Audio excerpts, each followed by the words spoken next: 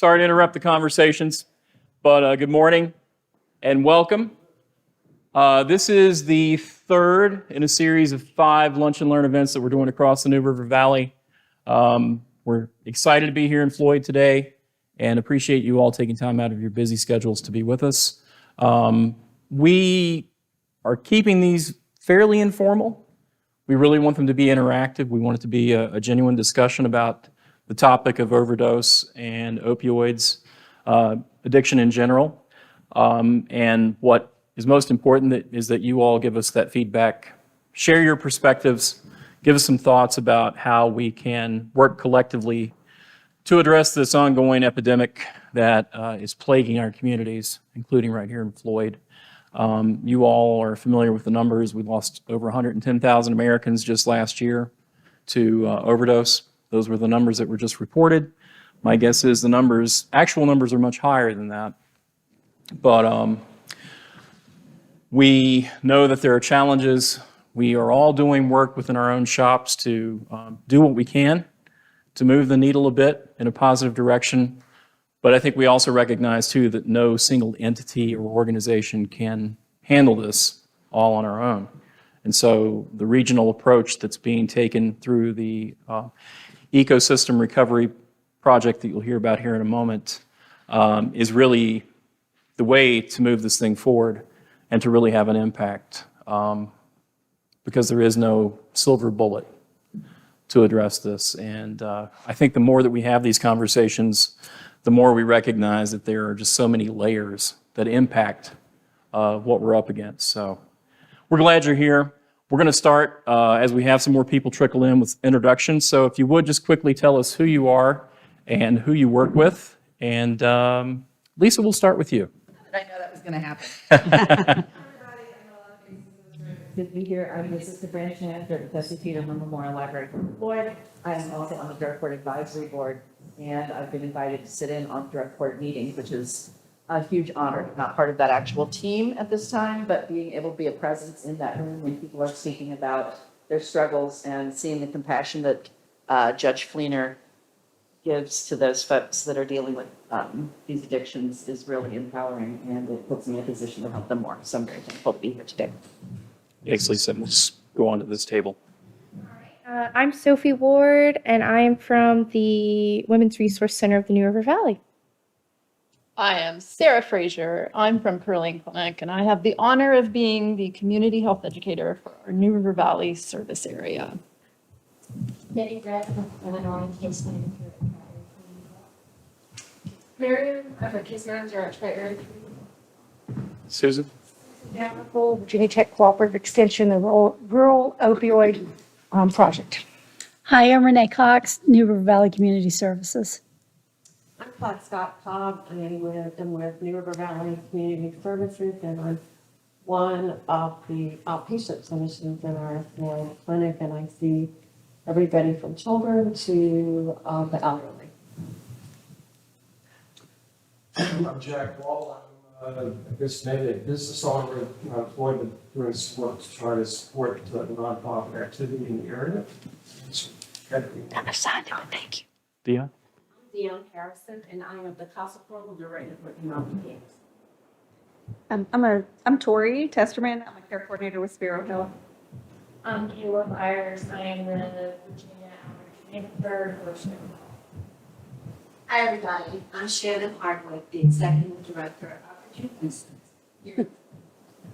I'm Aubrey Hill. I am a board member of the Virginia Center. Ms. McDaniel, I'm with Floyd County Public Schools. I'm the Assistant Superintendent of Special Education and Student Services. I'm Jessica Cromer. I'm the Division Superintendent in Floyd County Public Schools. Chris Alderman, New River Health District.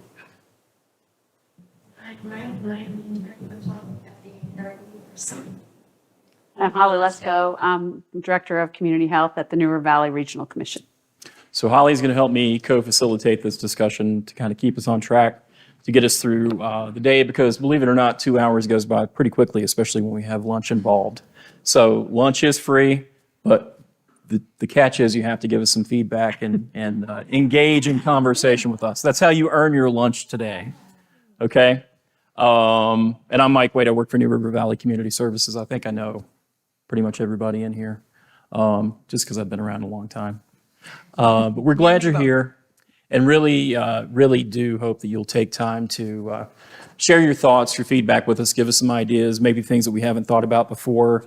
And I think being able to look past the focus of our own shops and what we're responsible for is probably one of the benefits that you get from being involved in a conversation like this. So keep your mind, your eyes, your hearts open, and let's just share and learn together and figure out things that we can do to help one another address this issue. We want to avoid duplication of effort, duplication of resources, and work together to make this thing better. One other thing that you need to do and keep in mind, and I'll try to remind you, if you have a question or a comment, please grab the microphone that's in the middle of your table. We are live streaming this event, and just so our audience online can hear what you're saying, make sure you take that microphone. You don't have to push any buttons. It's already on. Just pick it up and speak into it when you do have questions. It's not going to affect the sound in the room, but online, it'll help folks be able to hear what you have to say. So with that, I'm going to turn it over to Holly just so she can highlight the Recovery Ecosystem project. Well, thanks for the time, Mike, and thanks for having us here. There's one of these at each one of your tables. It gives a kind of a high-level overview of some of the work that we intend to start building here in the New River Valley as part of the recovery ecosystem that Mike already mentioned. For those of you who maybe I sometimes feel like I'm swimming in the soup all the time with the opioid abatement. The Opioid Abatement Authority is the Virginia's response to the funding that's coming into across the nation because of the opioid crisis and because of the dumping of opioids in our communities, particularly Appalachia, by pharmacies and drug makers in our region. So there are still settlements underway, but some of that money has started being distributed in the state of Virginia. They formed an authority. I just want to stand sorry more in the middle so people don't have to hurt their neck. The authority decided that there will be direct distribution to every of the political divisions in the state, which are counties and cities for the state of Virginia. So people are getting direct allocations of this funding, and additionally, the state held back some of that funding for competitive grants and also to distribute to state entities. So as part of that competitive process, the New River Valley came together and under some support from the New River Valley Regional Commission where I work, and decided that doing something collaboratively and cooperatively was an appropriate way to address this issue. One of the things about the New River Valley, one of the reasons I love the New River Valley, is that it is a region that has long known that it is stronger together. The localities have worked together on many different activities, broadband, most recently the response to the COVID pandemic, and I feel lucky that I've had the opportunity to continue to do that work with this region. As part of the application, each one of our localities put forward their direct allocation as match for the application. So there is $1.2 million between all of the localities, which is distributed based on your population, as well as impact from the opioid crisis and a couple of other criteria that are a little bit esoteric in my mind, but some have to do with age, things like that in the region. So because the community came together to put that together, we were able to seek $2.1 million in direct allocation from the state. So we have $3.4 million this year to work on the opioid crisis in the region. We applied for 5 years of funding. So as long as we continue to do good work with all of our regional partners in our localities, we will receive funding in those out years. It's not exactly the same amount each time because, for instance, in this first year, one of the things we requested funding for was looking at supportive housing in the region. We know there's a real need for that, and we are working with New River Community Action as one of the partners. It's already doing a lot of work in the unhoused population, which there's a lot of crossover between folks who have addictions as well as being unhoused. So taking a look at that, putting some study money into that with the idea perhaps by year 3, which is kind of an estimate again, we put a bigger chunk in that budget that we submitted to actually do some bricks and mortar work One of the bricks and mortar projects that we did put forward for this first year is the expansion of beds at New Life, which is New River Valley Community Services inpatient treatment facility. They're expanded. They are currently 10 beds, expanding to 17 beds. The hope is that will happen within this, maybe not calendar year, but fiscal year for this project. And then additionally, another study piece is adolescent care. One of the things that we know there's a need for in this region is a lot of kids who are struggling with addiction end up being sent very far away from their families. And without integrating family support into treatment, we know that there's less likelihood for success for that child to come back and have a successful transition back to their community. So those are some kind of high-level pieces that are kind of the mix between study and actual on-the-ground work. One that I'm really excited about is the mobile unit in our region, which is the health districts. Towards the end of the pandemic, the localities helped to support the purchase of a bus, for lack of a better term, that has 2 exam rooms in it. It wasn't as productive, Dr. Bissell would say it more frankly than that, during the pandemic, because we took a lot of logistics and approvals and red tape to get through to get it on the road. But all of those things have happened now. And so our intention is to partner the health district, New River, our community health center, the New River Valley. Hopefully we'll get tri-area health involved here. New River Valley Community Services, as well as, I'm trying to think there's one more. And seems like there's one more partner involved. But anyway, combining services on this bus that will have a loop through the region in some particular way. We also at the New River Valley are working on the health district's website, the Road to Wellness website, which formerly kind of became the COVID website, trying to do a little rebranding there, to have it be a place where people could literally see in real time, where is the bus today, how long is it going to be there, and when can I expect it, where it's going to be next for me. And it also destigmatizing some of the treatment and the needs for services, because it'll have vaccines, it'll have STI treatment, it'll have counseling services, it'll have MAT, medically assisted treatment, where the intention is to make it an accessible health mobile center for folks around the region, so that it isn't just the drug bus or the sex bus or whatever people call it now. So we're trying really hard to make sure that and also we know that the underlying needs, which kind of Michael be helping to guide us through buckets of discussion around this work, are prevention. And I was just talking with our school folks at the back here. One of the positions that we hope will be hired some way through the region is a school coaching position that would work with schools and school staff and students around trauma-informed care, adverse childhood event training. It's something that NRVCS was doing a lot of in pre-pandemic, and then between funding drying up and the fact that it was really hard to get back into schools, that stuff wasn't as available. Those folks will still be doing it, but we also understood during the pandemic that having somebody who's outside of an agency or the school system that can help bridge those conversations in the same way that we tried to bridge when it was time for vaccines, a trusted voice, a troubleshooter, somebody who's been who understands what's going on and isn't necessarily responsible for your paycheck, might be a good person to talk to and help us get some of that stuff coordinated. So there's lots of other pieces in here. You can kind of read through some of it. We're still in the process of gathering information, which is one of the things that Mike said, that the reason we're doing some of these lunch and learns.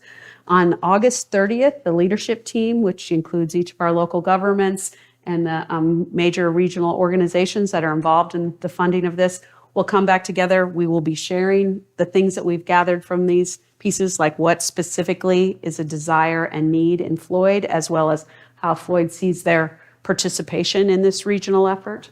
And as we did with Pulaski and Giles, and we will continue to do with Montgomery and Radford. We do need everybody to be part of this. As Mike said, this is not somebody else's problem.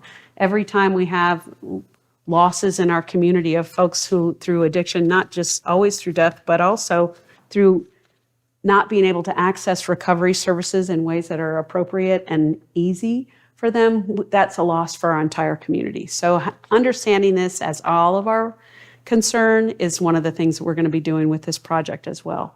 So we hope that you will all see ways for you to be involved, from prevention through treatment through harm reduction. We want to make sure that everybody has access to information, and we want access to your expertise and passion here in Floyd. So with that. All right. Thank you, Holly. Any initial questions for Holly about the project? Renee? Hey, Renee, could you hold the microphone, please? Yep, because my hand. Okay. Holly, you said you were very excited about the brick and mortar project at New Life with the expansion of 10 to 17 beds. Are you physically going to put something as far as adding like an addition on the building and or just remodeling what's already on site? What my understanding is that New Life is right next door to what used to be New Horizons, and New Horizons has now moved to the main facility in Radford. So they are going to be remodeling New Horizons to be an inpatient treatment.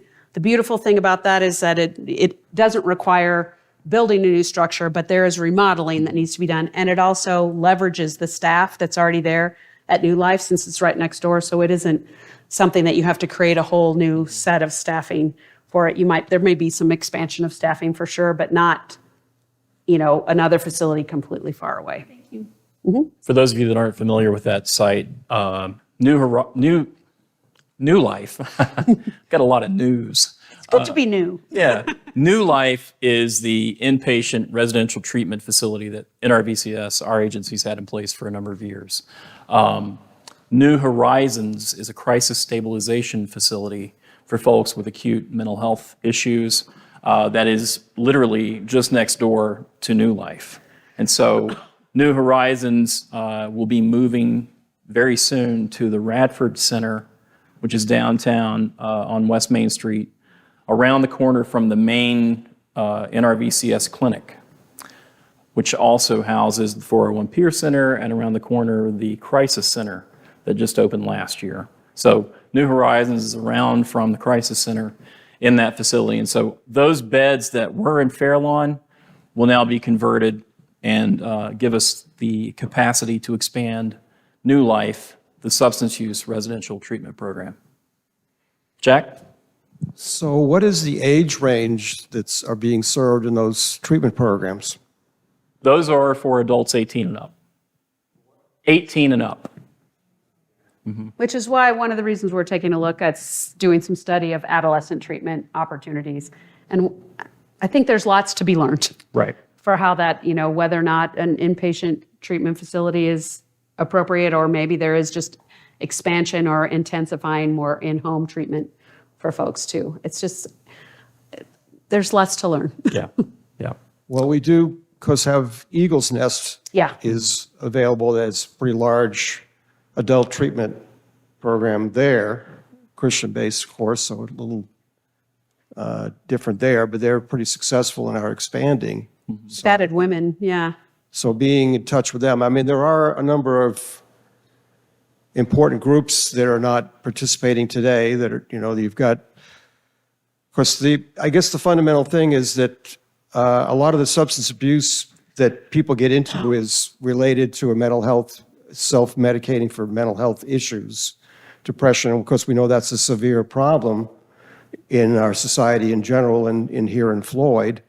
So we got a lot of, support groups that make an effort, but a lot of times they need some technical assistance and another support network to deal with the difficult problems that we're talking about today.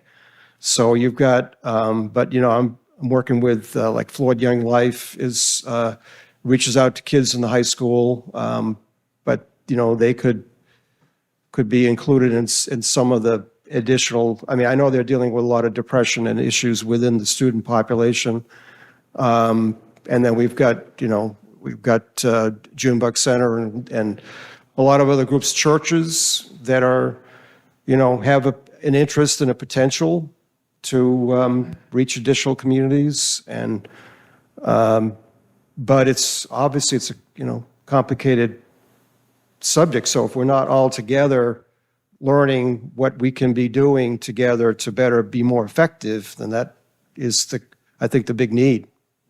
For sure. one of the biggest pieces of this regional project is the work to try not to silo our efforts. We know, to Mike's point, we don't want to be duplicating what other people are doing, but the work is so vast and broad that I would beg to find a way that you can't be involved, no matter what way you want to be involved. There's just more work that needs to be done across the board in all of these elements. And certainly Eagle's Nest is a partner in this, and they have been involved tangentially in the process as we are building the proposal. But we definitely want to make sure that we include all of those voices and all the partners who want to be part of it. So, and there's you behind you, Jack. Yeah. Who is coordinating and collaborating? Is there one entity that provides collaboration for services here in Floyd? Services here in Floyd. Right now, the Regional Commission, where I work, New River Valley Regional Commission, is the coordinating organization for the Opioid Abatement Authority funding. And exactly how that's going to play out in each one of our localities is something we're still navigating. Another position we're talking about potentially needing, or maybe multiple positions, part-time positions, are what we're calling community accountability coordination, to make sure that both the localities who have committed match fund, because Montgomery County agreed to be the fiscal agent. So everybody, that's why it's, doing things, what do they say? You can do it together and, it's go slow, but it's stronger, or you can do it on your own and go fast and, leave a lot of people out. We're doing this together. And so many times I've been asked to slow my roll a little because I'd like to just get busy doing some things. And I know it's really important that we have these conversations up front about how is this going to look different in Floyd than it looks in Montgomery, than it looks in Pulaski? And it will. It undoubtedly will. But that doesn't mean that we shouldn't understand and learn from each other while we're trying on different things. There's going to be several pilots. I know there's a desire potentially to have a peer center here in Floyd. All of the localities want that. Ultimately, I think NRVCS wants that to happen for each one of the localities. Exactly what that looks like in each locality is going to be a little different too. So we're going to be having lots of conversations, and that accountability has to go both ways. We're going to all have to be in this together and willing to understand we're going to make mistakes, and we're going to not do that mistake again, hopefully, and try something new. Mm-hmm. Yeah, Lisa. Question as far as when you're speaking about the community accountability agencies, I think those were the three words you said. Coordinators. Coordinators. Okay, Yeah, perfect. yeah. That's where this comes into play. I work with the certified recovery peer support specialists, and I'm wondering if, as that gets going, because they do need so many volunteer hours to be certified, if that will be something that they can be part of.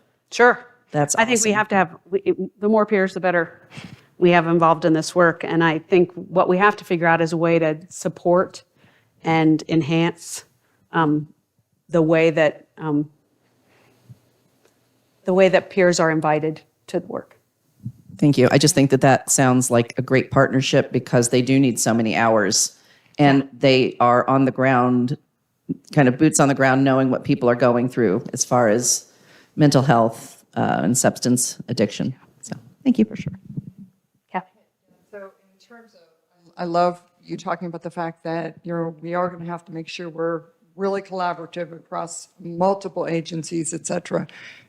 To the point of communicating that process and how people can tap in and stay up with the latest and greatest. Do you guys have a dedicated website yet, or will there be one? And I think there has been agreement, and again, we're meeting on the 30th, so I try not to speak for the leadership, that the Road to Wellness is the right place to do that, because it is a known website already. That even though it's owned by the health district, it easily can be linked to a lot of other work. The intention, kind of to Mike's point, is we want to make it easy to get into the access. We want there to be no wrong door, and we don't try not to complicate things more than they have to be. And not make anybody else. Right now, the New River Valley Regional Commission, our organization, because we're doing some coordination, we manage that website for the health district. And so that takes the weight off of any one of our partner agencies who's going to be boots on the ground doing that work. It can help us help them.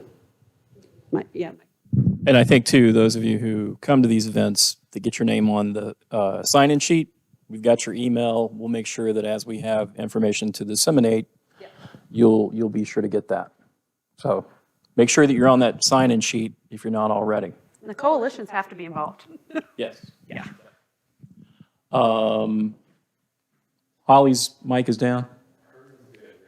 Mine's down. Okay. All right. So Holly mentioned earlier that we're going to walk through buckets, different buckets related to this topic. And so the categories that we're going to cover and get input from you all around include prevention and education, treatment, obviously, recovery, and harm reduction. Okay? So with those 4 categories, we've got lunch coming around 11:30. What time It's is it? 11:29. Okay, we're getting close. So we'll pause and have lunch once it gets here, and then we'll take about 15 minutes for each of those categories to talk through ideas, talk about what's happening currently, and then maybe think about what we could do with this additional funding, with these additional resources. How can we expand upon what's already available or create new strategies that will help us address the issue in the NRV and specifically here in Floyd. Any other initial thoughts? I don't see lunch yet, so we've got a few minutes. Just sitting here as a representative working with the Junebug Center, and we have many connections to many individuals, families in Floyd County, and certainly regionally too, by virtue of many of the events that we do. It occurs to me that we'd love to be involved, but we're in a landscape that perhaps has a different lexicon than everyone else does. And so even just a glossary of terms so we can learn this world better. And that I think that also helps people who might be peripheral organizations like ours feel like we can really belong and participate because we know what you're talking about when you say things like what you just said, Lisa. About the peer, exactly, the peer support. Like, what is that, right? And so we understand then all the connections. I think that's a great way. That's a really good point. That may be something really early on in the website that we would be developing. It also, I think, for me, this is speaking from I want to understand. And I want to be supportive, and I don't want to make a mistake. And here's the bottom line: we're gonna. And so the sooner we can kind of shake off that fear that I'm going to offend somebody or whatever, as long as I'm willing to recover and allow somebody else to educate me, I think that we can do this together really effectively. I think there are lots of ways, that's why some of those high-level trainings for trauma-informed and ACEs training is something that isn't just in the schools. We all need that. We all need to know how to engage with each other. We all bring our own trauma. We all have our own responses when that gets poked. Trying not to use the word trigger anymore. Like all the words that I'm trying not to figure out. So I think, to your point, yeah, I hope there'll be people who will be willing to dig in first and make mistakes and mea culpa when we do. But I also think that we have lots to learn. And we have many, many fantastic people who can help us learn. I love the idea about the glossary of terms. That's great. It's come up in the first 2 that we've done in Pulaski and Giles, and I'm sure it'll come up today. When we're talking about addiction, words matter. The language that we use is incredibly important because the stigma is still so very real around this topic. So we do need to be mindful of the words and phrases that we use to talk about this topic. And terms like the word addict, has a really negative connotation. So we have to be aware of that. In some circles, that's just a real turnoff. And so folks who struggle with addiction get labeled a lot, and we make them feel like second-class citizens or like they're bad people that are doing bad things when really they're just living with a disease that has overtaken their lives in a lot of cases. And 2, we know that this is generational in many cases. The school systems see layers upon layers of that. If you work for DSS or any kind of human services agency, you're seeing the parents and grandparents of folks that have already been through the system, and they continue to struggle with the issue because it's so generational and so deeply ingrained in some of these families that we all work with, the common clientele that we share in many cases. So I see food coming out on the table. So, yeah. So if you want to take a quick break for the restroom, then we'll grab lunch, come back, and then we'll talk about the 4 categories that I mentioned earlier. Sound good? All right, well, we're going to start back up with our discussion.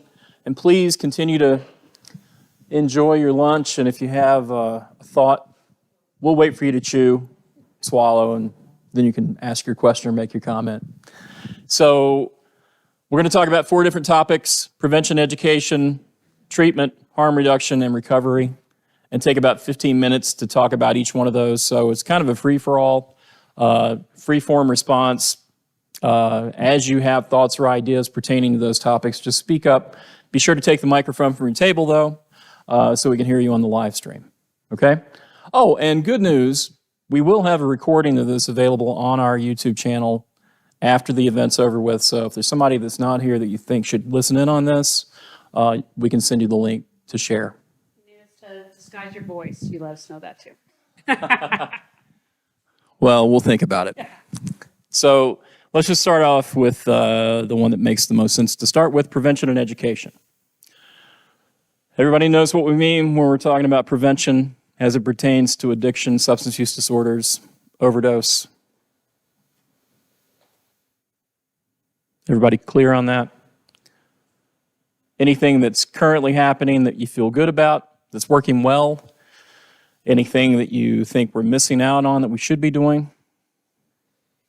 Jack? I mean, I think it's pretty obvious. There is a huge amount of misinformation and promotion of, I mean, everywhere you go, alcohol and substances are modeled in the media. I mean, it's everybody's drinking. Of course, you know, we're not necessarily talking about alcohol as much as other things, but young folks are influenced tremendously. They don't have a clue. I mean, the vaping thing is a big deal, and yet, you know, these kids are getting addicted to nicotine. That's going to be a lifelong problem, and yet we ostracize people that smoke. You know, you can't go on an airplane or anywhere, basically.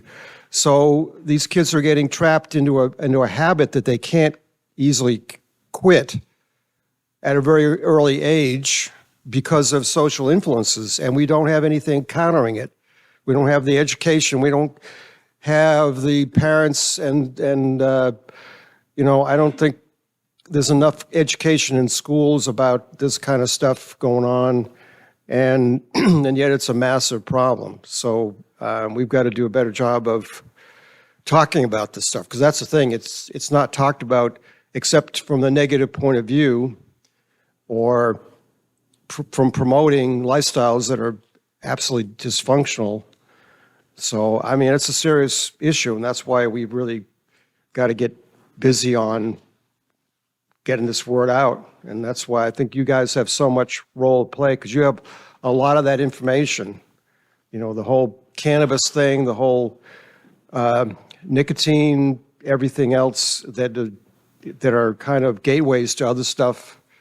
And of course, I guess, you know, apparently I guess heroin's pretty cheap.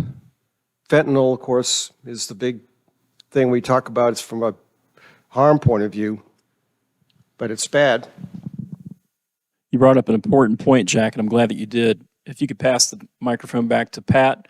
I'll just quickly say, you know, when we talk about prevention, you know, the money that's being funded through to communities is all based on the opioid epidemic, prescription painkillers, and how that just devastated our communities over the last 20, 25 years.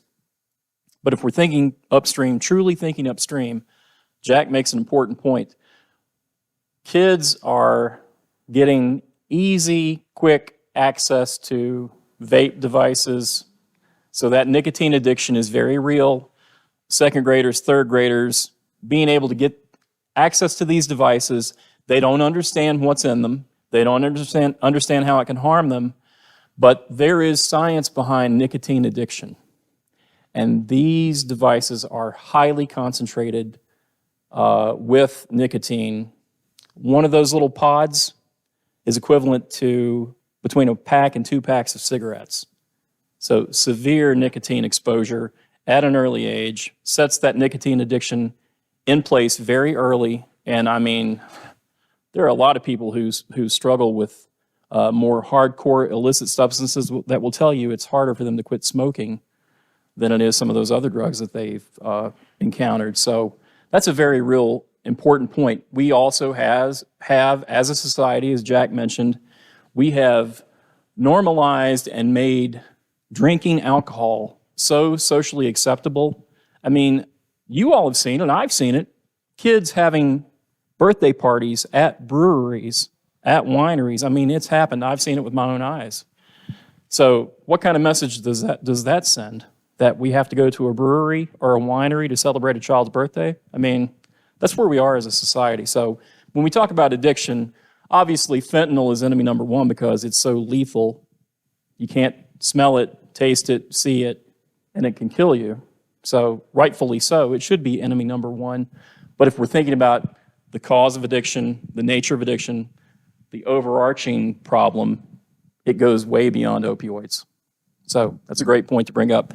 I'll let Pat go, and then Dr. Comer, I'll get you. Well, I just want to add that those vapes are also flavored to entice children to use them. But I don't know what our prevention and education efforts are out here in Floyd. I'd like to know more about that. We, once upon a time as an agency, did a lot of classroom education, but the grant that we did that under was geared toward doing it in 6th grade and 9th grade classrooms. Am I right, Renee? 5th, 7th, and 9th. Thank you. So, what we find over time doing that is that by the time kids are in 5th, 7th, and 9th grade, they're already using some of this stuff that we're talking about. And I did some of that myself in the classroom, and you can just see the kids, they're rolling their eyes. They're like, this is such a joke, So that model doesn't work. That's what we've done in the past historically because that's where the funding was. That's what paid for the program that we did. But we don't do that anymore. We've got to get back to doing more in the schools, in Floyd and elsewhere. But then COVID-19 came along and really threw things in a whack. So I think it's going to be a reset. I think it's going to require some rethinking of how we do that effectively. But the classroom model, the DARE model, it just doesn't work. Just say no. It's a joke. It's a joke. It doesn't work. So we've got to rethink that. Maybe through this funding, we can start to take a harder look at that. Dr. Cromer. Need for that to be more than just on the schools. As you clarified my point so well, Mike, when you shared the response that some students have, it goes that generational piece. We can educate students, but then they go home and hear a different story. We have shared prevention materials on vaping and gotten dissertations back from families about how much they didn't appreciate that there's nothing wrong with vaping, and we were telling their children that it was, it was dangerous. So it's not just that education piece. It goes much further into society, as Mr. Wall was pointing out, and the way that information is shared about the dangers of these substances that start so early and then can lead to much more dangerous substances. Things during COVID, which you all know that we had a lot of pushback during that too. And Dr. Bissell and I would talk, she goes, right message, right time, right messenger. And we're going to have to be thinking about that with all of our prevention work as well. I mean, I'm not going in the schools. I can maybe talk to teachers, but I'm not even, no kids are going to listen to me. We need to be having conversations about how do we get, our community college, our two colleges. We have fantastic resources here with young people who can be inspirational opportunities for modeling for students in our classrooms. We also know that they're, as Mike was saying, just say no. It's like dare ya. You know what? I get that feeling a little bit when somebody just tells me, no, not now. So I just think we have to be careful about demonizing anything, and also be careful about how we have the message, and also be willing just to keep showing up even when people say, I'm not right now, because maybe in a couple of weeks or in a couple of months or a couple of years. This is going to have to be a continuous model that we don't get our feelings hurt when things don't go well the first time. So This might be modeling the first mistake, because this might be under harm reduction, but I figure it also could fall under education as well. So I think a lot, especially because I love being in the rural environment, and my daughter lives in Philadelphia. She's 23 right now. She's recently told me that they have like fentanyl testing strips that are easily available. Like, these are 20-year-olds in any setting that have access to them, and I'd never heard of that. And I'm saying, is that getting out to our community, or is that just the major urban markets? In the same way, then, she told me she had Narcan that she carries. And so I said, I'm going to go over to CVS and see if I can get some Narcan. It's $80 a shot. Now, all right, thank you. See, I've been educated. All right, so.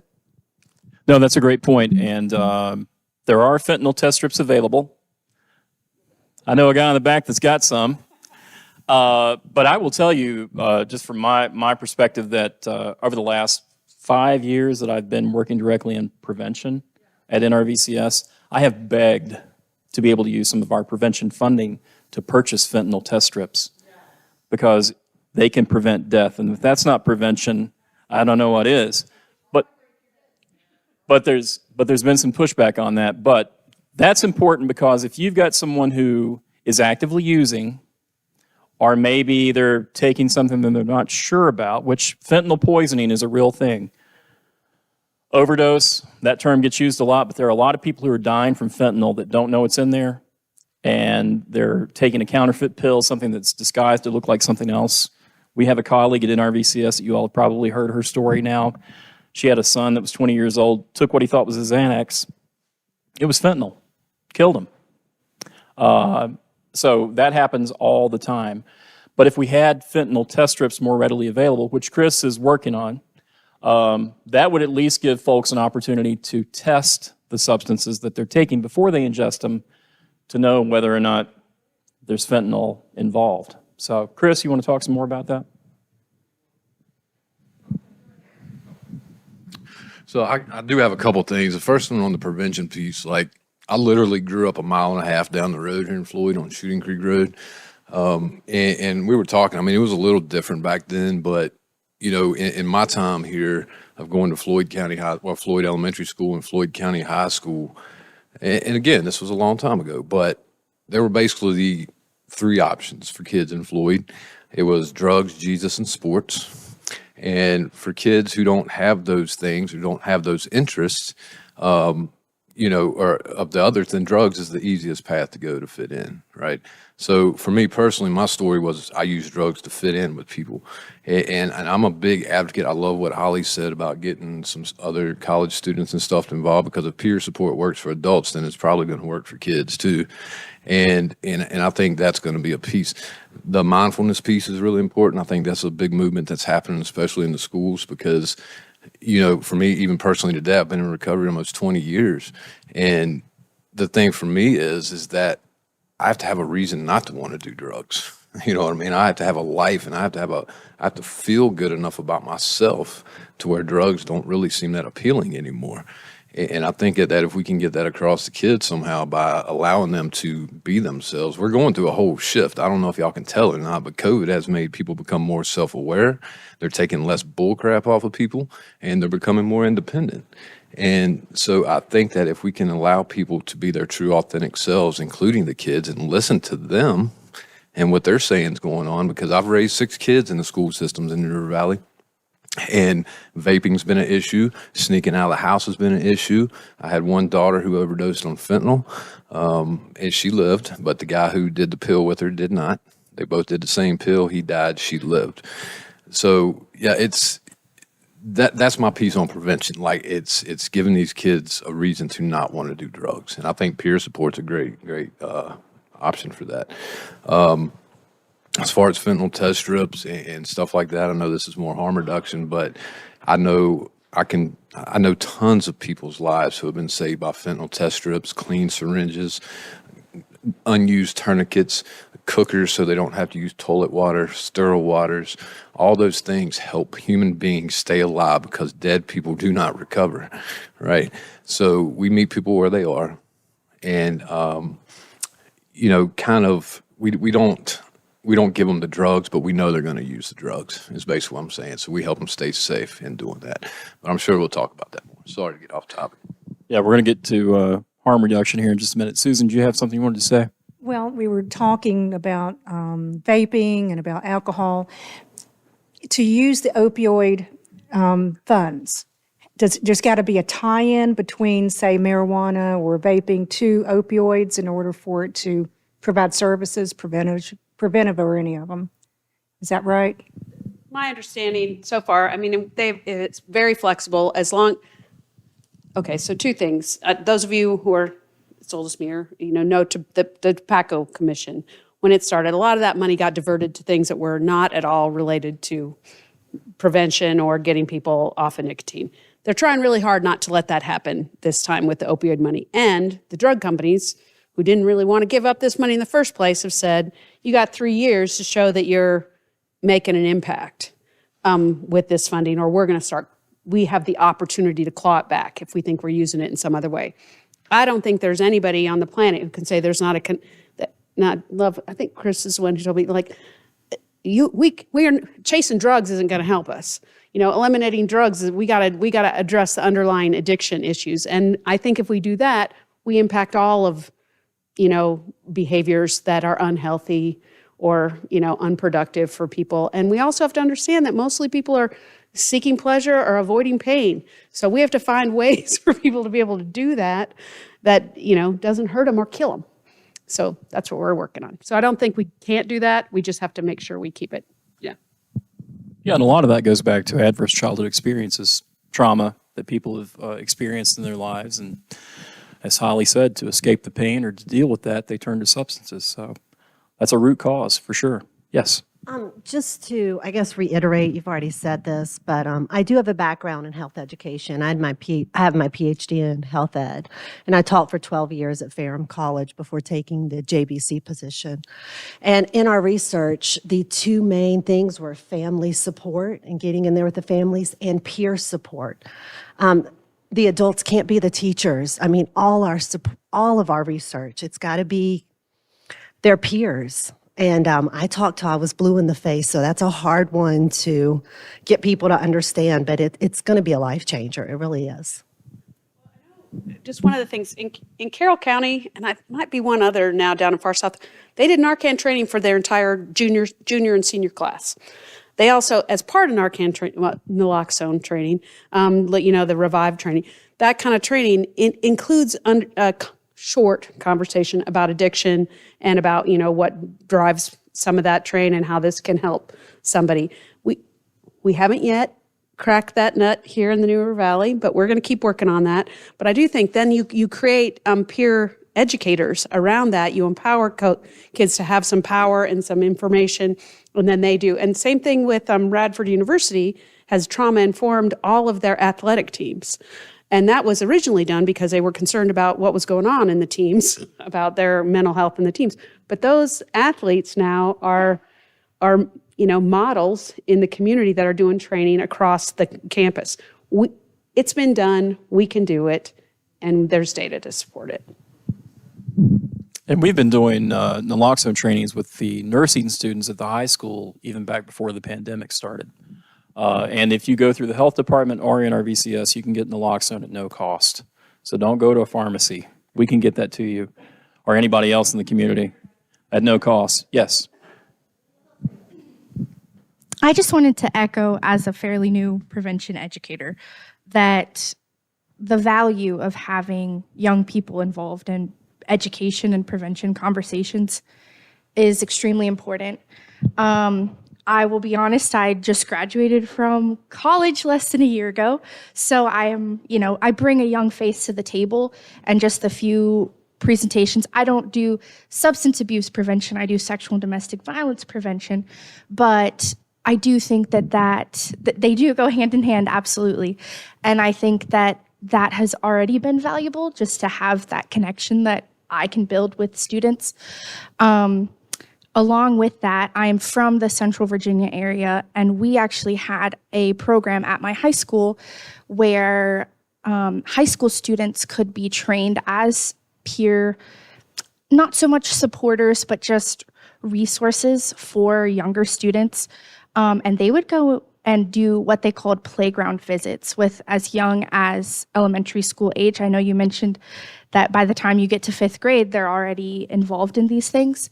And they would just have casual conversations about drug use, alcohol use, and they themselves as high school students pledge to be drug and alcohol free. And by saying that to those students, I think that makes a huge impact on them. So programs like that exist, and it's an option. I don't know if anything like that exists in the New River Valley yet, but I do think that it's possible to get, you mentioned college students, but even high school students involved, because that benefits both age groups. Well, it came up, and thank you for sharing that. It came up in the event like this that we did in Giles just last week. You know, a lot of the stuff that we talk about is really about developing relationships and strengthening relationships and making people feel like they're supported. So yeah, programs like that are great, especially when we can match up young people with younger people to model behaviors. It's about promotion of protective factors and reduction of risk factors. We'll leave prevention and education there for right now, and we'll merge on over into harm reduction since we started to talk about that. That includes, obviously, naloxone education and distribution to community members. Fentanyl test strips are another form of harm reduction. You all have probably heard about xyloline, the animal tranquilizer that's showing up in a lot of stuff now. It's causing like some really severe like skin lesions, infections. It's being mixed with fentanyl and other substances, and death, yes, sadly. But that's making its way into the New River Valley, unfortunately. The good thing is there are test strips for that as well. But I think it goes back to the point that Holly made earlier. You could chase all the opioids, all the other drugs out of our society, out of our communities, and we're still going to have those underlying issues. Okay? So it's not about putting a bullseye on opioids necessarily. It's really about trying to address the issue, the underlying causes of addiction, and why folks are in the condition that they are. What makes them sick? What makes them live with this illness? So, harm reduction. We know that naloxone's out there, readily available, at no cost. If you don't have it yet, you should. Everybody should carry that. You should have it on you at all times because you never know when you might encounter someone that's overdosed. And then the other thing to talk about is increasing access to test strips. And then obviously the elephant in the room that sometimes with harm reduction nobody wants to talk about, syringe exchange, needle exchange, providing people with clean equipment to use if they're actively using, because we know that if they use intravenously and they use dirty needles, the likelihood of developing things like hepatitis C, HIV, AIDS are far more likely. And the rates in our catchment area in this region are off the charts with hepatitis C and HIV, just unreal. So clearly a public health concern, something that we need to think about, something that affects us all directly or indirectly. If that's the case. So it's a bit of a tough sell with some communities, especially in more conservative areas, because a lot of people think that we're just enabling folks to continue to use. But as Chris said so well, you can't get someone in recovery if they're dead. So if they die from hep C, HIV, or whatever, they can't get into treatment and recovery. So we got to make sure they've got the tools to stay healthy and stay well. I guess I have a two-part question. First, I want to ask about syringes. How do people have access to clean syringes? Where do you put those so that people are not, coming up somewhere and having to say, I need syringes? Like, is it we have a refrigerator at the library and it's sort of tucked away. It has food. You don't need to talk to us. You just go get what you need. How do they get these syringes? So What I've done, I worked in Smith County. So the way we did in Smith County is they would come to the health department and do a one-to-one exchange. So we had all the syringes there. They'd bring us back 120. We would give them 120. That's a month's supply. In Roanoke, I did mobile harm reduction. So we had a van, and we would take the van around the different spots in Roanoke City and set up, and people would come there and get syringes and other supplies and stuff like that. So that's how they get them, is they come to us and we'll do the exchange.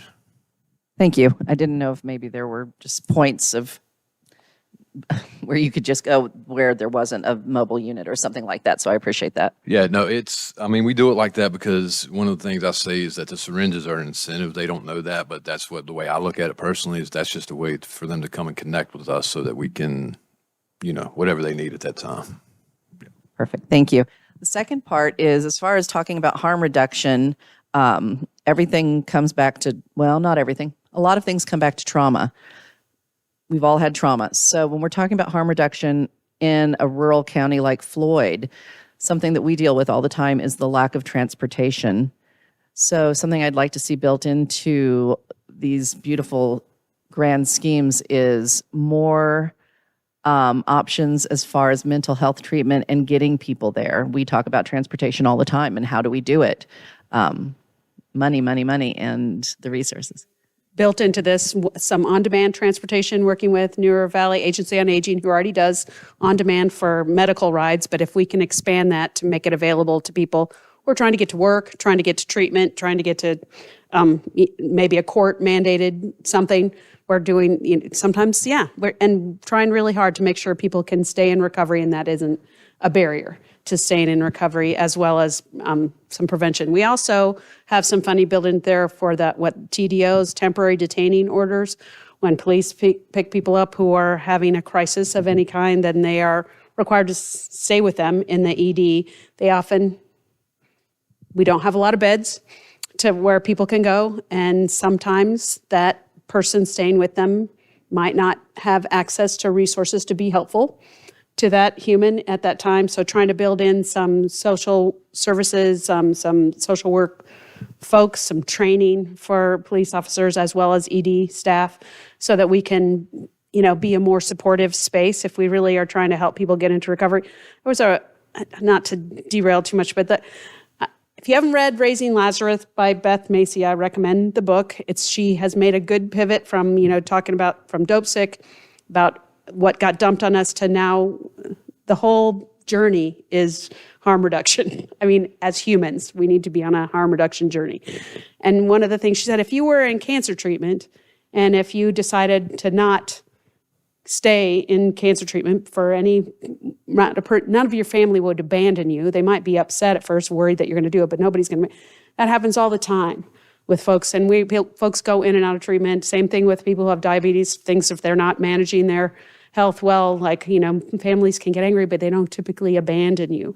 And that's the piece that I think we have to put on our hat about disease and say, yeah, we can have feelings and we're going to have judgment. It's who we are as individuals, but we have to remain present and in relationship with folks. So every way that we can build opportunities for relationship for us, as well as people who are in recovery or actively using, is the path to a recovery ecosystem. It's the only way we get there. So,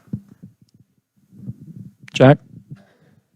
So we need to be including, or can we include law enforcement, first responders, rescue squad, maybe fire in addition, and our lovely dispatchers that answer the phone calls when we call for an emergency? I mean, these are folks who have, for one thing, a lot of firsthand knowledge of what's going on in our community at the level that most of us don't deal with very much. And so they could be informing about the problems they're experiencing, but also maybe making sure they've got the resources we're talking about here. I don't know if they do or not.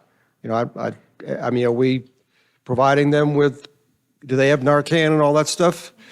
Yeah. Yes. Yeah, for sure. For sure they have that. In fact, a lot of law enforcement agencies that have canine units carry that just for the canines, because you can use naloxone on pets too.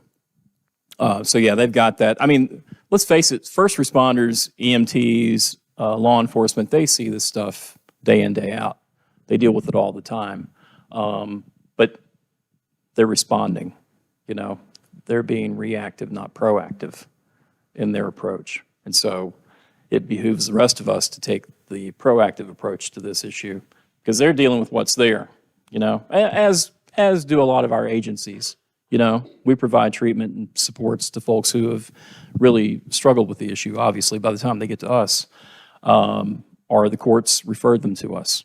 But there's that approach, and then I think the other side of it is just trying to get ahead of it. Again, being upstream, thinking about this upstream, thinking about the root causes, seeing it for being more than just opioids, the stuff that Jack brought up earlier, the point that Holly made earlier about how we view a disease like cancer and a person's right to seek treatment, stop treatment, return to treatment. You know, we don't treat all cancers the same. We shouldn't treat all addictions the same. So we have to look at it from that same lens. And I've used this analogy before because I believe it's the way we need to look at it. If someone goes down the road here and grabs lunch at Hardee's that has high blood pressure or high cholesterol, we're not going to shun them, right? So why do we look at this any differently? We shouldn't. We shouldn't. They're living with a disease. Okay? Chris? So I just kind of wanted to talk about that a little bit more, if I could, the trauma-informed care piece as it relates to sheriff's departments, EMS, school systems. To be able to understand harm reduction, folks are really going to have to be trauma-informed and what that really means. A lot of folks are trauma-aware, which means, you know, when I was trauma-aware, for me it meant, okay, people's either been sexually abused or physically abused. That's trauma as a child. Okay, cool. I get it. People's been through some stuff. But what I realize is it goes much more deeper than that. And that's not necessarily always something that extreme that can be traumatic to somebody. And what I didn't know was that, you know, I always thought the traumatic event was the trauma, but it's not. The trauma is what stays with us our entire lives. So when you see a fifth grader vaping and, you know, then 20 years later you see them shooting up heroin, it all comes together as adverse childhood experiences and trauma-informed care. Now, I will say this too, when we're talking about the drugs, is that Mike said it before, the drugs are not the problem. The drugs have never been the problem. It's just the most obvious thing we see. That's like saying that people who eat too many Big Macs, knowing they're overweight, knowing it's bad for them, but they do it anyway. We don't put them in prison. We don't send them to treatment, right? Same thing with people who have a porn addiction and it destroys their marriage, right? We don't send them to prison, but it's all from the same place. All addictions are rooted in trauma, right? So when we can look at it, and when I can look at it from that perspective, I understand why people use drugs, right? At one point, for me personally, it saved my life. Drugs were the only thing that kept me alive from wanting to kill myself, was that next high. People continue to use drugs because they don't want to experience the withdrawals, right? I'm a big advocate for an overdose emergency room. So when people are ready to go, we have everything medically from there on, that whole continuum, ready to go. Because people who use drugs do get treated like crap in most of the emergency rooms that I've been at, including myself. I get kidney stones. I had to sit for 7 hours with a thing in my arm. I took it out and walked out. They called the police on me to come to my house. And I've never shot drugs in my life. And I know how it made me feel, right? So, you know, we're talking about a lot of stuff here. We're talking about the innocence of kids. We're talking about grown adults. We're talking about communities. But the bottom line is that until we understand the why, we're not really ever going to know what to do, right? And if it's predictable, then it's preventable. And so we know that kids are going to do things. They're going to experiment things. But if we have somebody there who cares about them in a way that they may not be getting at home, then it's going to change. And I'm not saying we got to be moms and dads and love them in some weird way. Really, all we got to do is just have that connection. But I'm getting way out of whatever here. Sorry. Thank you for sharing. Dion? One thing about harm reduction, I had a friend that lived in Washington State. She said they have areas there that a person, if you're going to do drugs, so they won't do drugs alone, they go to that safe space. And as long as they stay in that safe space, there's no questions asked about what they're doing or anything. And then once they see that that person is okay, they let them go and about their own lives. But she said she said it has made an impact because once people are ready, they go into treatment, but they're not treated like trash on their way to getting there. So is there anything that we can do in this area to help people be safe, so they won't be taking these drugs alone? The phrase, or I guess the term for the type of facility that Dion's mentioning is often referred to as a safe injection site. And those typically have like medical professionals on site. They tend to happen in more metropolitan areas, Philly, New York. They've got those. And it is a place where someone that's actively using can go in, get a clean needle, be observed. They're not alone. Because let's face it, a lot of people that die from overdose or fentanyl poisoning, they die because they're by themselves. They have no one there to call 911 to provide naloxone. So it is a death of isolation, which is a larger, more overarching issue around our societies and some of the problems that we all face and deal with.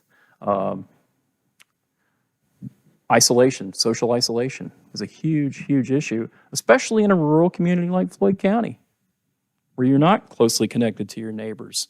It's not walkable to get from Czech or Willis to downtown Floyd, right? Where you can be around groups of other people. So the isolation piece is huge as well. I don't know where I was going with that, but safe injection sites, I think is part of the pitch that we have to make in harm reduction for this area, is to provide those kind of supports and facilities for folks to do that. The mobile unit could be potentially maybe a place where that could happen. Maybe. Not in year one. Yeah. Yeah. So, the safe injection site, I've been doing harm reduction for 2 years, and that was a hard one for me to really grasp. But, I went up to Baltimore and talked to some of their folks up there. And I'll just be transparent. Like, the safe injection sites are not popular with people who use drugs because it feels like a trap. But that's the case anywhere. That will change in time with consistency if they decide to stick with that. I don't know that would benefit a whole lot in the rural areas just because everybody knows everybody. You know what I mean? So as soon as somebody sees them going to the safe injections, like, well, there's so-and-so's son's grandnephew's uncle's brother's cousin over there that went to the whatever. Like, that's just how it works around small towns, But I think that anything a community can do to provide a safe space is going to, and schools, I think, do a great job of that. I think that, again, I'm a big trauma guy. Like, trauma's my thing. I don't shut up about trauma because it's that important to me. But I think that if we can get people to understand the why, then it'll change a whole lot of stuff. And we do that by looking at our own biases. You know what I mean? Like, I was anti-MAT for a long time because I did an abstinence program for 16 years. I'm like, you're just trading one drug for another. Well, no, that's a human being who has found a solution for their problem right now, because drugs are more of a solution for most folks than a problem. Any other thoughts around harm reduction before we jump over to treatment? Anybody? Lisa? I think I have more of a comment about everything that's being said, and I think it's also important and valid, but I also think that we live in a society where there can be so much pushback. And so I'm speaking from a place of working in a library or seeing some of the events that have happened in our small county in the last couple of months or whatever. And I'm thinking about safe injection spaces and how that does fulfill such a need. But I'm also thinking about the pushback, and it's not always from a majority of people. It's from a loud group of people sometimes. And just being ready for those reactions. And that's a little scary. It makes me feel a little shaky even just talking about it. And how are you guys, if you go forward with things, do you have these conversations and say, something could potentially happen and we have to be ready for this? I think it's just part of the ongoing effort to normalize this thing and to not keep it in the dark and to bring it out into the light and talk about it just as we would cancer or any other chronic disease. And we would want someone living with cancer to have all the resources, all the support, access to services they could get, right? Well, this is the same. I Pat? just want to echo what Lisa is saying, because there is a very loud voice out here that is very conservative, and will approach the government to come after your funding. And so just being aware of that, I think. Well, I think we're going to have, everybody needs to be trained. We all need that training. But I also think too, design this so there'll be some pilots. So we plant where there's fertile ground first. We show some success. We talk a lot about that success when we're out there. I mean, we just have to meet people where they are, but we don't expect to leave them there. So the intention, I think, is to try to keep trying to have these conversations and, talk even if your voice shakes when you know that what you're saying is truth. And yeah, I don't think it can happen the same way everywhere. And not everybody needs, kind of to Mike's point, not everybody needs the same things. And if we can show that we didn't, ruin the playground by doing needle exchange in Pulaski or wherever we get to do that first, I think we talk about that. And we get our boards of supervisors to talk about that at their meetings. I mean, it's, we just need a lot more voices to be having these conversations. And I know back there's school.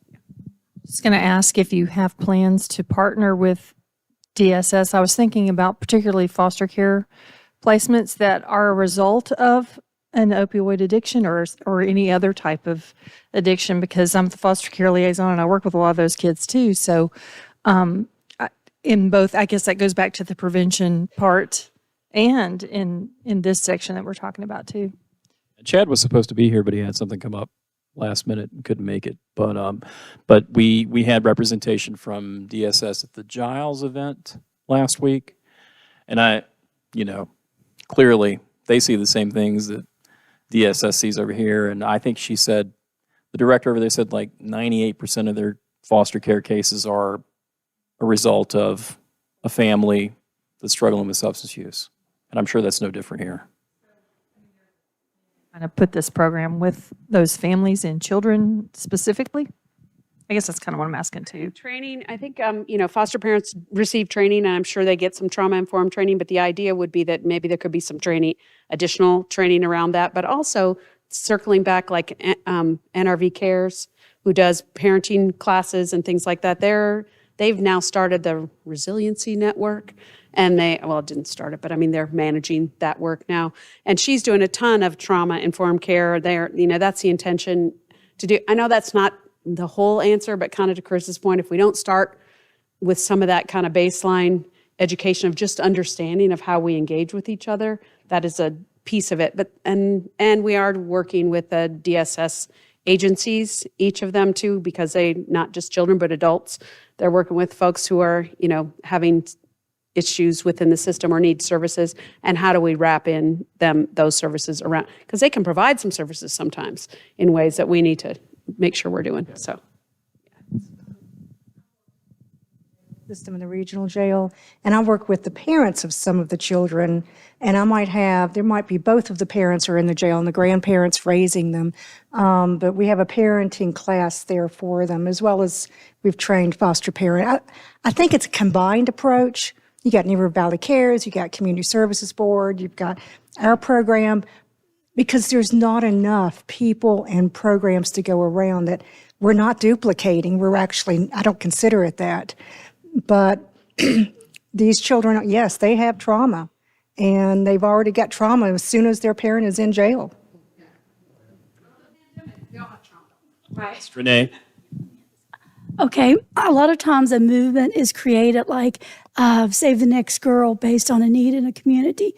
When Morgan Harrington was killed, her mother came out and said, I don't want this to happen to any other child.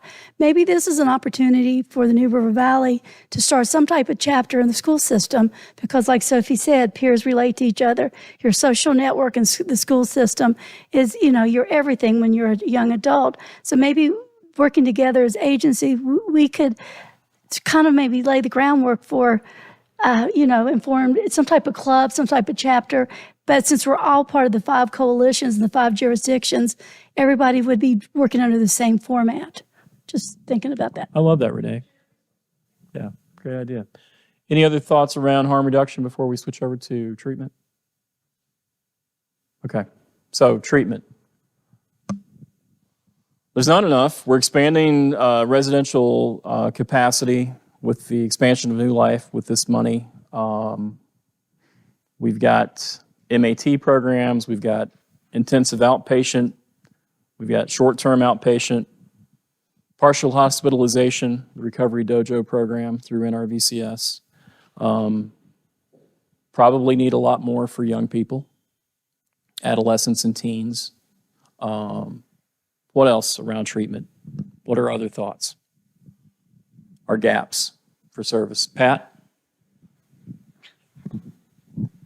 We do have an ACRA-trained counselor for adolescents at NRVCS, Kylie Del Percio. That's part of our treatment offers. Is that outpatient? It is outpatient. And I do want to, I'm going to put a plug in for my agency, NRVCS. I think one of our strengths are our addiction or our recovery. Even my language is not correct here. But our substance use services are a wide range. And you may have to do telehealth, but I think it's one of our strengths. I can tell you from being with the agency for 24 years, we have expanded our capacity greatly to serve the needs that are out there, but it's still, it feels like a drop in the bucket sometimes, and you all get that, you understand. I keep going back to the Giles event because we had like 54 people show up for that event. And one of the things that came up indirectly was the pushback around like medication-assisted treatment. Not everybody's a fan of that. Not news to anybody in here, I'm sure, but as Chris mentioned earlier, a lot of people think that MAT is just trading one substance for another. There's still that mindset, that mentality, that stigma that still exists. And if we are to be truly open to the fact that the path to recovery doesn't look the same for you as it does for me, then there may be something that works for a person with medication-assisted treatment that another person might get from just attending a 12-step group. We have to be open-minded about this. There's no one answer for this thing, as I keep saying, but that really is the truth. You going to say something, Deborah? Yeah, with you talking about treatment, is telemedicine an option for some of these areas where children, well, I guess I should say adolescents, they are so, worried about, impressions. But if there was a place they could go in a school or a library and they could talk to a counselor or somebody that the instructions are clear, they're plain, they can go in and sit down and say, I feel like I'm going to end my life. I feel like I'm going to use, I've got a lot of peer pressure. Are those options that you guys are looking at somewhere we could do that in the future? Those are options. And I think that if there was one silver lining with the pandemic, it's that we learned how to do telehealth on a broad scale with a lot of people being able to access that kind of treatment. And again, if you live in a rural area like Floyd or Giles and, transportation is an issue, telehealth is a viable option. I think there are some parameters around that have been tweaked with the pandemic kind of in the rearview mirror to some degree. But I think more options like that would be incredibly helpful. Jack? When people call 988, what kind of options are they getting from there for making that phone call? 988, for those of you who aren't familiar, is now the National Crisis Line. Used to be the National Suicide Prevention Lifeline. That was a 1-800 number, but about a year ago, the feds switched that entire system to 988. So if someone calls 988, ideally they're supposed to be connected to a local resource. And in our catchment area, those calls usually go to our crisis services. There have been some snags with 988. And I think they've been pretty open about that. It's a new venture, it's a new system that's being implemented. So it's not completely perfect at this point. It's still relatively new. But ideally, that's supposed to be how that works. Someone calls 988 or texts 988 and get routed to a local provider in their community. And that could be a mental health crisis or a substance use issue. Melissa? I was just going to add to kind of answer your question a little bit about the school and what do we do. All of our school counselors, our school psychologists, and most of our administrators are also trained that if a student makes that kind of comment at school, we immediately do a risk assessment. We have a protocol that we go through and have to kind of make a determination whether or not they're at high risk. And then we do, move forward with access or whatever we need to do, taking them, even if we have to take them ourselves sometimes, if a parent doesn't come and take them to be evaluated more seriously. So there are systems in place at the school. When anyone makes that kind of comment, we act pretty immediately. Thank you for adding that. Any other thoughts around treatment? I'll tell you, one of the biggest challenges right now is workforce. Just having people to fill those positions, to do the work, to provide the services. Behavioral health, substance use, mental health has been affected just like any other industry. And so we are struggling with capacity because we don't have enough people to fill the roles to provide those services. And a lot of the folks that we've had around for years are aging out, retiring, and unfortunately, they're not being replaced by college students who are looking to pursue this as a degree. And one of the things that did come up in Giles too was the access to medically assisted treatment.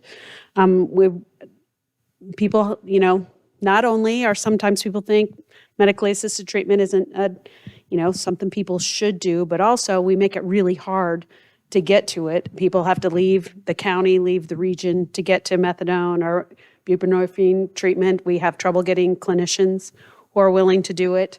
We do have our community health centers, typically like Tri-Area, I don't know. Do you guys do medically assisted treatment? Dr. Gento. I know they do at the community health center too, and people were saying, well, we have to be careful about how we do that. People can sell it. And they're like, well, you could get a shot, this one shot that lasts for 30 days. And they're like, yep, that's what we do. So, I think the thing is to get ourselves educated about what it is and what it is not, what a methadone clinic is and what it is not. And the idea that somehow we don't have drugs in our community if we don't have treatment in our community is not the right answer to pursue it. So we do, and also in the same way we've piled on to the schools, we've piled on to people's general practitioners to expecting them to be able to diagnose everything, solve everything. And they are our access right now to care for a lot of us. So everyone needs to become educated enough that we understand where the resources are, and we also need people to understand when they ask questions, it won't be, I'm not going to go to jail if I ask a question. I was just going to address what you were speaking about earlier with telehealth and having them in spaces such as libraries. And we have partnered and we continue to partner with the 401 Peer Center. We were offering, we obviously don't have the budget to have a social worker come in to be at the library all the time, although I would love that. But what we were able to do working with Leroy Robinson, who's the director of the 401 Peer Center, is have a certified peer recovery support. I get those words wrong a lot of times. Specialist. It's a lot of words, even for me and working in a library. But we had someone coming in, I believe it was weekly, it could have been biweekly, and we held the program, I believe, for a little over a year. Always finding the right time of day, the right day is a difficult thing with libraries or any institution that's trying to offer something to the public. Initially, it was open to everyone, and we continually had some of the same folks come in weekly to talk about whatever they needed to talk about. So that was really wonderful. I don't think we had the time of day or the right day perfect. So that's something that and then he didn't have the staffing after a while, but that's something we're also working towards doing again, is having a resource to come in where someone might not be doesn't have another place to go to, and there's someone there that they can talk to about whatever they need to talk about. So anyway. Kayla. So with Sparrow Health, we have been partnering up with Family Promise in Bristol, and we see several patients. We set up there every Tuesday, and when we're there, we either gain a lot of patients from there, or we are connecting those patients because we're like, we assess them, and they need a higher level of care. So we have created like a communication feed with all of our community partners. So if we say, hey, we have a patient sitting right in front of us, we need to get them in, as soon as possible. Who has availability? So they're able to just send a message, say, hey, call me. We have a bed. Let's get them taken care of. So do we have anything like that? Because, as soon as we say, we're trying to get people on the phone, they get frustrated, we're frustrated, and then we end up losing them, and we really have to meet them where they're at as far as treatment goes. I don't know if there's anything seamless when it comes to trying to refer someone to another agency. And admittedly, with some services, there are waiting lists. But yeah, I think that's important, and being able to try and navigate and streamline communication between providers to make sure that if Spiro doesn't have what's in place that's needed, you can get in touch with NRVCS, and maybe we or another agency can serve that person.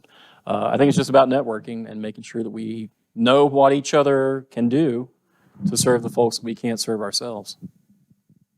I think from a medical perspective sometimes too that, we can let things like fear of HIPAA or things like that stop us from doing some of this work. I do think the partners who are at the table now, at least in the region, are all aware that we need better ways of communicating with each other at the same time protecting people's privacy, things like that. We are in a small, kind of to Chris' point, we're in a small rural community. Everybody knows everybody. So we want to be careful, but we also don't want to let that stop us from making sure that communication network and that warm handoff can happen as quickly and effectively as we can help people to do. So I do think we are looking at some communication. We've got the New River Valley Community Foundation involved in some of this. They've been working on the Healthy Roots, if any of you, for a really long time. But I think that their intention is to do some kind of communication network that then is accessible by different organizations, as well as people working in different areas of community support can be connected, because people who, substance use is one issue, food insecurity could be an issue, housing clearly can be an issue, all kinds of other medical concerns. So we want to make sure that those connections are across the board, and with our hospital systems too. We have to find a way to do that bridging more effectively. Any other thoughts around that? Let's move on to recovery then. We're getting short on time, and I want to be mindful of everyone's time. We're supposed to be finished by 1. Recovery, we've talked a lot about peer recovery specialists. That's been a developing aspect of treatment that I think has really proven to be effective for some folks. And everybody familiar with what that means? A certified peer recovery specialist is basically someone with lived experience that's been successful in treatment and recovery that then is a support for others who are actively struggling with either a mental health and or substance use disorder. There is a certification process that folks who want to become a certified peer specialist go through. In Virginia, it's facilitated through DBHDS, the Department of Behavioral Health and Developmental Services. What are the requirements around that, Chris, specifically? So it's a 72-hour training, and so we do the 72-hour training, and then it's 500 hours of paid or volunteered supervised experience in the field. So working somewhere like 401 or volunteering there, or other places, and just a little. I'm going to throw this in there. If you can do that, if you can help provide supervision for peers, that's great. Like I know the drug courts and stuff like that. But then after the 500 hours, then they'll take a state exam, a board exam. So they're actually, we're certified through the Virginia Certification Board. Sorry, that is something that came up at the Giles, I think it was it Giles or Pulaski? Anyway, at one of the last meetings, talking about how perhaps the community college would want to provide, ongoing or, continuing education programs, because it's a heavy load we're asking of peers, and we know how successful that process is, and what are ways that we can support and enhance and potentially attract more folks to that work. If we can create, that certification is great, but it's onerous, and it also doesn't always prepare everybody. I mean, I was just talking to Lisa about like all the ways that we're engaging with folks. I mean, it does not make you a MSW. It does not make you a certified counselor. And yet often you are functioning in that role. And so trying to figure out how we do that more effectively without diminishing that role, but enhancing that role and not asking more of that work than is really appropriate. Jack? So I haven't talked to Peter Burgraff for a while, but Eagle's Nest, which is a 50-bed male treatment program right here in Floyd County, and a 12-bed female program that they just opened this year. But that's an incubator for certified peer recovery specialists. I mean, they have the opportunity there, and they are trying to get all the people that are go through that program that want to do that. So I don't know how many they're churning out, but I'd say it'd be a lot. And I think, a lot of these folks are, once they finish their treatment program, which is a 12-month program, quite a few of them are wanting to stay here and find some kind of use. So I would think there would be, do we have any idea how many certified peer recovery specialists there are in Floyd County or in the area? I don't know. NRVCS has, I want to say about 20 currently on our payroll, just within our agency. Yeah. Yeah. Yeah. But But I couldn't speak to the others. Yeah. I'd have to ask Peter Burgraff how many they've got now, because I know that last year they had about a dozen of them or something, but they have expanded, I think, to encourage more of that to occur. I do know that the Eagle's Nest was at the Giles meeting because they for some reason, couldn't attend this one, but they were at the Giles meeting, and she did say they are training more peer recovery specialists than anybody else in the region, and maybe even in the state, because of the number of people. It's just part of their recovery program is to go through the peer recovery training. So I think because they also work outside of there, and there's a new thrift shop in Christiansburg that they're running. Anyway, I think you're right, Jack. I think there's a lot of people that are getting trained through their model, and we just need to be plugged into how those folks can be supported maybe outside of Eagle's Nest if there's a desire to do that too. There has been some leeway in making it allowable for agencies that employ certified peer specialists to actually bill for the services that those peer specialists provide. But admittedly, that's not at the same level that like a more traditional type therapy or counseling billable might be reimbursed at.